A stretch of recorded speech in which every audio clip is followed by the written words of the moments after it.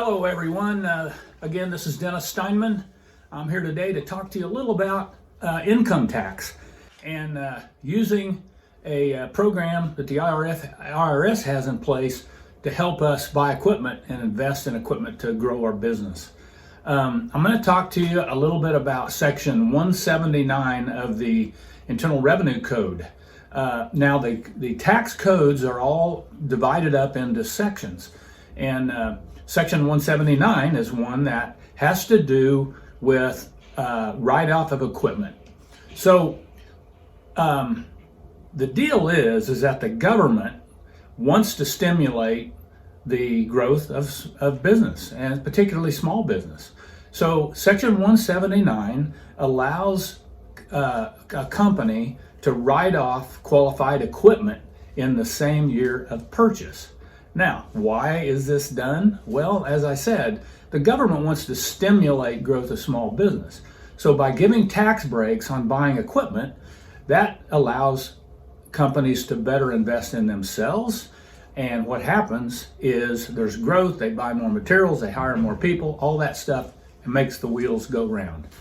For you or I as a business owner, what this does is it allows us, when we buy equipment, in the year we buy the equipment, it allows us to funnel that cash to the equipment instead of paying it in income tax to the federal government. So let me give you an example. Let's say we had a piece of equipment that we're looking at that's $35,000, just as an example. Let's also assume that we're in the 35% tax bracket, okay, for these calculations. Okay, so what happens is, instead of depreciating the equipment over several years, we get to expense that total amount of $35,000 that year. In other words, it is an expense, it comes off of our bottom line for tax purposes and reduces our taxable income by that amount. So if we're in the 35% tax bracket, that would be a cash savings that year of $12,500. Therefore, in essence, reducing the cash cost of that equipment to $22,700 instead of $35,000. So, in good years when we can and we have cash and we want to invest back in ourselves and in our business, this is a great way by buying qualified equipment. Now, most equipment qualifies.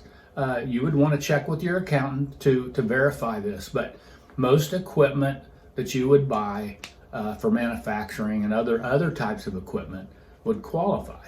So I hope that helps you and helps you to understand a little bit about a better way to manage your cash and your capital equipment purchases to better yourself and your business. Well, thank you very much. Until next time, we'll see you down the trail.